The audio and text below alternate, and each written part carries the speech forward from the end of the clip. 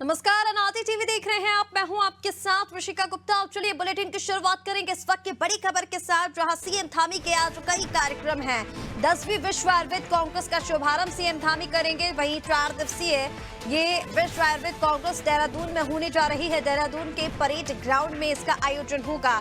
तो 10वीं विश्व आयुर्वेद कांग्रेस का शुभारंभ सीएम धामी करने जा रहे हैं। 4 दिवसीय ये विश्व आयुर्वेद कांग्रेस होगी, जिसके जरिए आयुर्वेद की महत्वता को बताने की कोशिश की जाएगी। प्रदेशवासियों में ये मैसेज एक दिया जाएगा कि आयुर्वेद का कितना महत्व है और क्या संभावनाएं उत्तराखंड में आयुर्वेद के लिए है। और इसी को लेकर इस आयोजन को रखा गया है। राजधानी देहरादून के परेड ग्राउंड में इसका आयोजन होगा।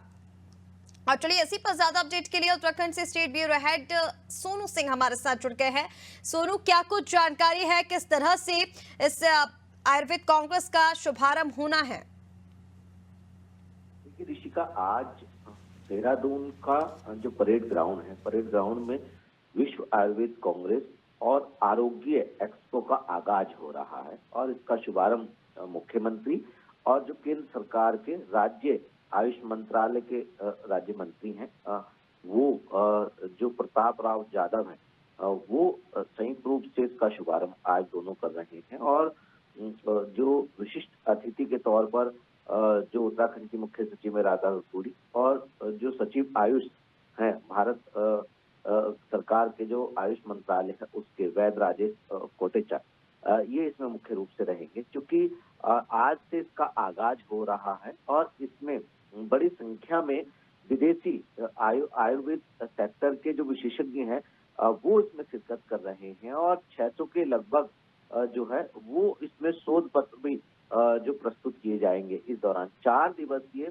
जो ये सम्मेलन आयुर्वेद से संबंधित, आयुष से संबंधित होने जा रहा है।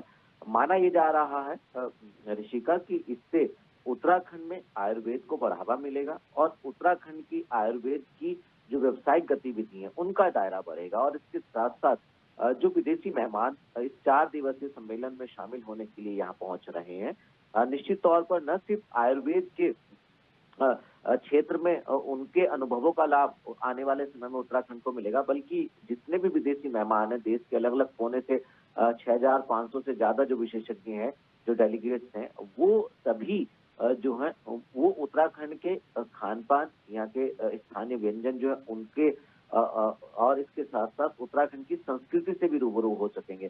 तो ये एक सुनहरा अवसर हम कह सकते हैं। पहली बार उत्तराखंड इस तरह के विश्व स्तरीय आयुर्वेद से संबंधित सम्मेलन की मेजबानी करने जा रहा है।